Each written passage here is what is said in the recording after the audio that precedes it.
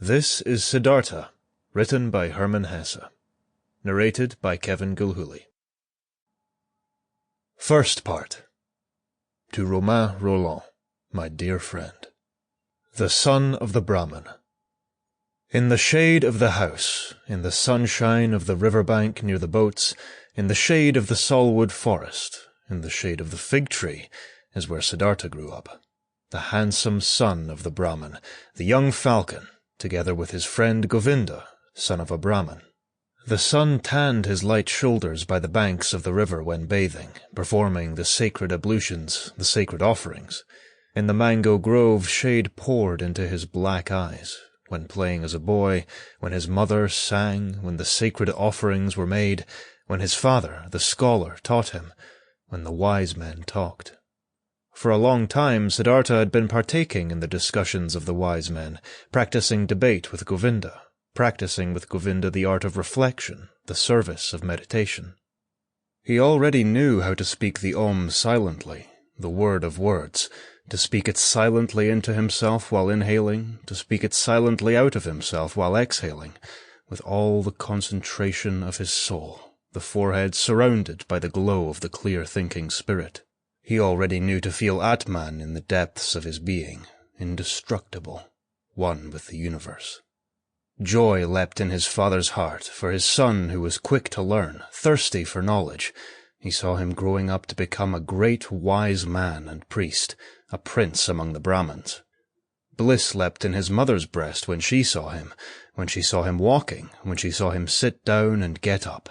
Siddhartha, strong, handsome, he who was walking on slender legs, greeting her with perfect respect.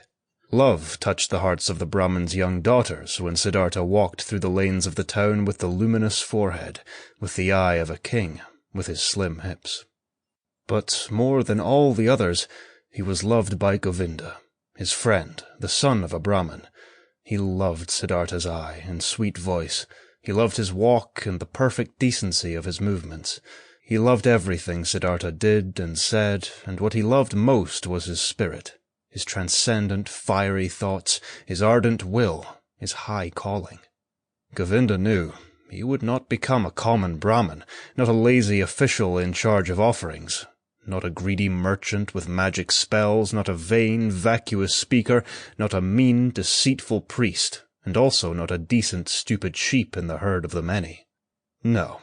And he, Govinda as well, did not want to become one of those, not one of those tens of thousands of Brahmins.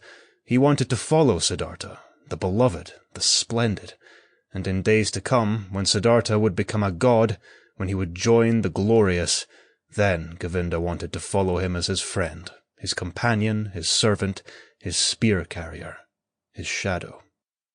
Siddhartha was thus loved by everyone. He was a source of joy for everybody. He was a delight for them all. But he, Siddhartha, was not a source of joy for himself. He found no delight in himself. Walking the rosy paths of the fig-tree garden, sitting in the bluish shade of the grove of contemplation, washing his limbs daily in the bath of repentance, sacrificing in the dim shade of the mango forest, his gestures of perfect decency, everyone's love and joy, he still lacked all joy in his heart. Dreams and restless thoughts came into his mind, flowing from the water of the river, sparkling from the stars of the night, melting from the beams of the sun. Dreams came to him, and a restlessness of the soul, fuming from the sacrifices, breathing forth from the verses of the Rigveda, being infused into him, drop by drop, from the teachings of the old Brahmins. Siddhartha had started to nurse discontent in himself. He had started to feel that the love of his father and the love of his mother, and also the love of his friend Govinda, would not bring him joy forever and ever, would not nurse him, feed him, satisfy him.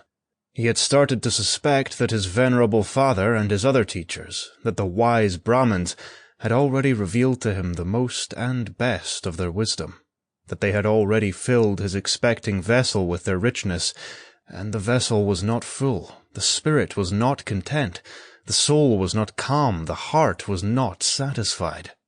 The ablutions were good, but they were water. They did not wash off the sin, they did not heal the spirit's thirst. Sample complete. Ready to continue?